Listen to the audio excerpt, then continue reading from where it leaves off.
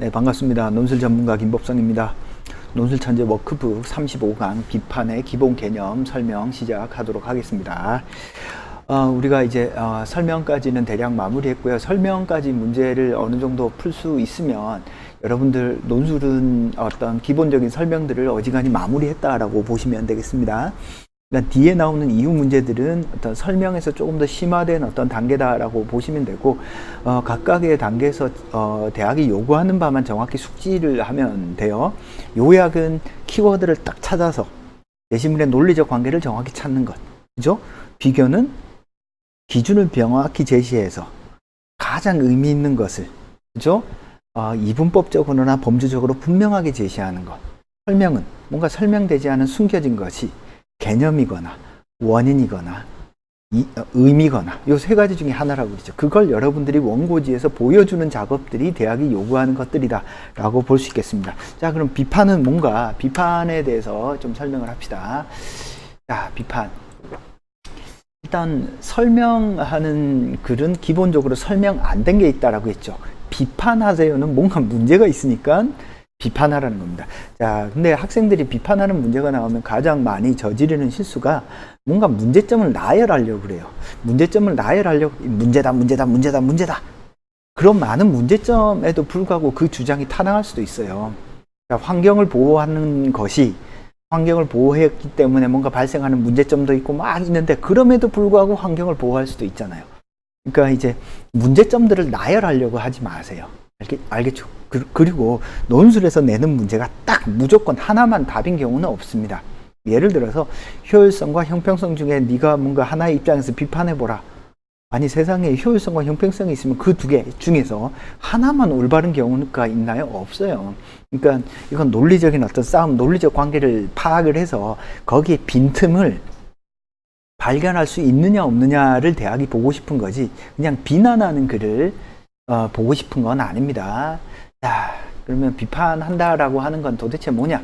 그러니까 첫째, 비판한다라고 하는 것은 문제가 있으니 내는 거죠. 그죠? 따라서 도대체 뭐가 문제냐? 문제가 되는 대상을 정확히 찾는 것이 필요합니다. 알겠죠? 문제가 되는 대상을 정확히 찾아야 된다. 문제의 어떤 논리.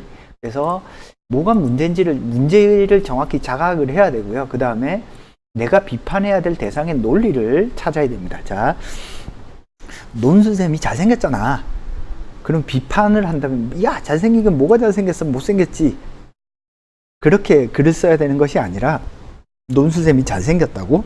그래? 너의 논리는 뭐니? 라고 찾아봐야죠. 너는 어떤 이유 근거에서 논수쌤이 잘생겼다라고 보니? 알겠죠? 무슨 말인지. 그러니까 비판하는 글은 일단 내가 가를 참고해서 나를 비판하라 그랬으면 나가 도대체 어떤 논리를 구성하고 있는지 그 논리의 빈틈을 하나씩 찾아야죠. 그죠? 자, 그 다음에 사실의 부합성. 요건 뭐냐면은, 그러면 자, 논수쌤은 잘생겼어. 예를 들어 키가 커서. 자, 사실의 부합성은 뭐예요? 진짜 키가 크니? 팩트 체크를 하는 겁니다. 야, 네 말이 진짜 타당해? 그래서 팩트를 확인하는 거죠. 그죠? 제시문은 어떤 주장을 한다, 어떤 이유 근거에서. 근데 그 이유 근거가 사실에 부합하지 않는다 라고 쓰시면 됩니다. 자, 두 번째, 근거의 타당성입니다. 근거의 타당성. 요게 조금 어려워요. 근거의 타당성은 말로 표현하면 이런 형태입니다. 너의 근거에서 너의 주장이 도출되지 않는다. 자, 논수쌤은 키가 커서 멋지다 라고 했다고 칩시다. 내가 비판해야 될 제시문이, 그래, 논수쌤은 키는 크다고 쳐. 그렇지만 키가 크다고 해서 멋진 것은 아니야. 알겠죠? 무슨 말인지. 너의 근거에서 너의 주장이 도출되지 않아. 멋지다라는 것 안에는 키는 아주 작은 요소에 불과해. 자, 요 문제 기억나세요? 혹시 여러분들 앞부분에 설명 문제 풀 때 건국대 문제 중에서 규제의 완화가 경제 성장이 도움이 되지 않는다라는 것을 입증하세요. 그 타당하지 않음을 입증하는 어떤 글을 논해 보시오라고 했잖아요. 경제 성장 안에는 규제도 있고, 그죠? 환경도 있고, 경제 규모도 있고, 어떤 뭐 비리라든지 이런 사회의 어떤 첨령성도 있고, 사회 법과 제도가 얼마나 잘 갖추어져 있는가가 모두 경제 성장에 영향을 미친단 말이에요. 근데 경제 성장이라고 하는 것이 규제만으로는 도출되지 않음을 보여줘요. 그게 근거의 타당성입니다. 알겠죠? 너의 근거가 설령 맞다고 할지라도 너의 주장이 타당하지 않아. 알겠죠? 논술샘은 키가 커서 멋져. 물론 논술샘은 키는 커. 그렇다고 해서 멋지다라고 볼 수 없어. 왜냐하면 이런 형태의 문장이 나와야 됩니다. 알겠죠? 무슨 말인지. 자, 그 다음에 주장의 문제점이에요. 주장의 문제점. 주장의 문제점은 논술샘은 키가 커서 멋져. 야, 논술샘을 키가 커서 멋지다라고 주장한다면 그건 우리 사회에 논리적인 어떤 모순이 많이 생겨. 야, 그러면 세상에 안 멋진 사람이 어딨니?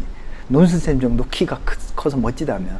그럼 세상 사람 다 멋지지 않아. 그건 쓸데없는 주장이 하나만 한 이야기야.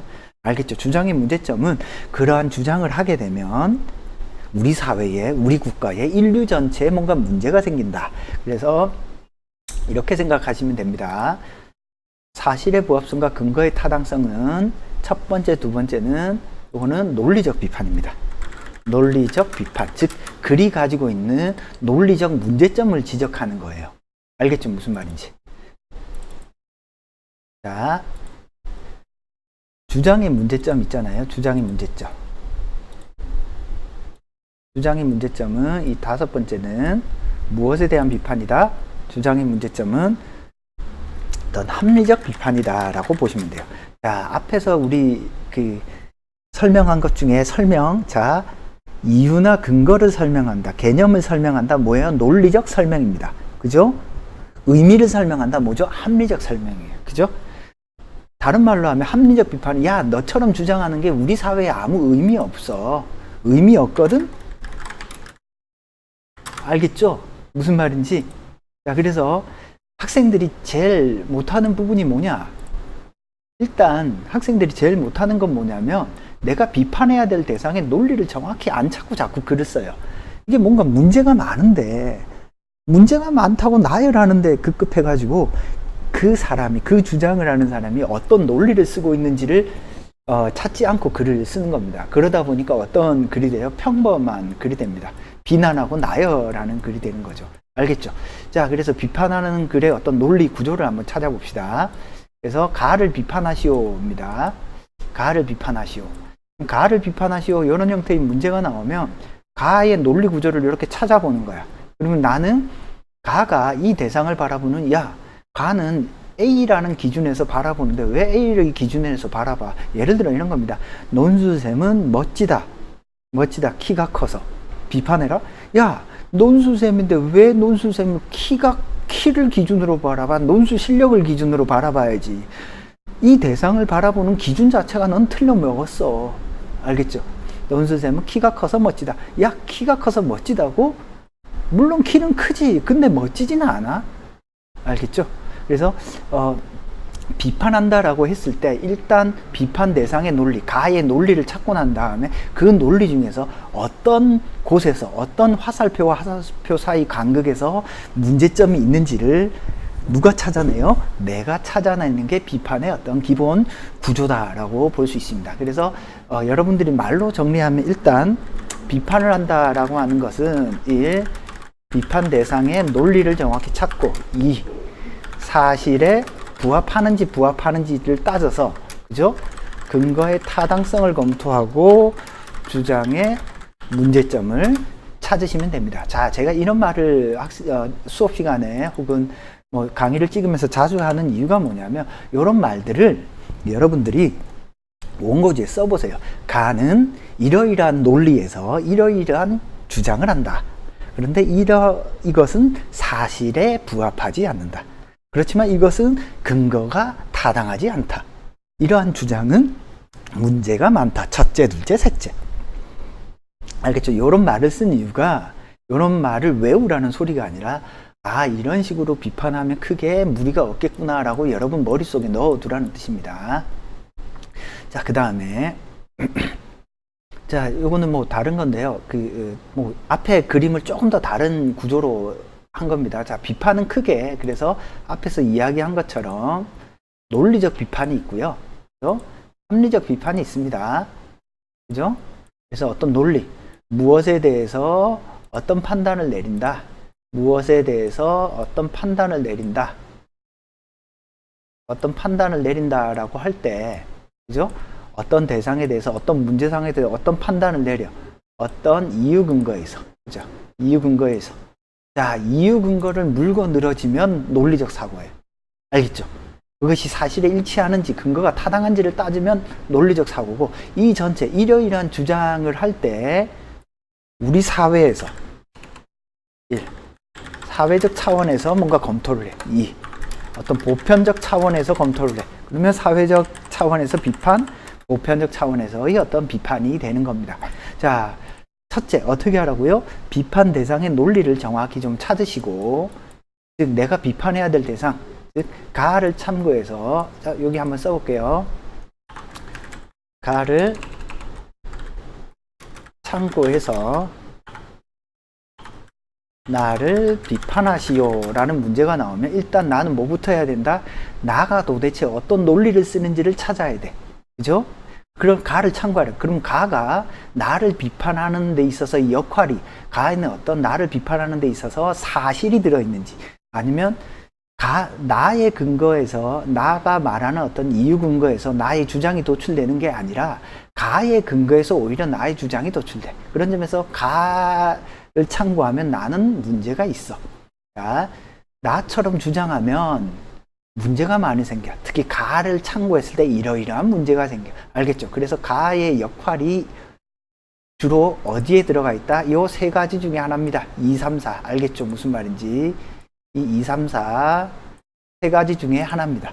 이런 형태로 주로 문제가 나오니까 여러분들이 가가 어떤 지점에서 나를 비판하고 있는지를 정확히 지적해서 보여주는 것이 학교가 의도하는 어떤 바다라고 볼 수 있겠습니다. 자, 비판하는 글은 어떻게 써야 되느냐, 비판 대상의 어떤 논리적 구조는 어떻게 해야 되느냐 대략 간단히 설명드렸고요. 이것을 머릿속에 넣어두고 실제 문제를 푼다면 여러분들이 충분히 문제를 차근차근 풀어갈 수 있을 겁니다. 자, 다음 시간부터는 이렇게 실제 기출된 문제를 보면서 차근차근 풀어보도록 하겠습니다. 비판 기본 개념 설명 여기까지 마치도록 하고요. 궁금한 사항은 논법.com이랑 1661-5143으로 전화 주시면 답변 드리도록 하겠습니다. 논술천재 워크북 35강 비판의 기본 개념에 대한 설명 마치도록 하겠습니다. 감사합니다.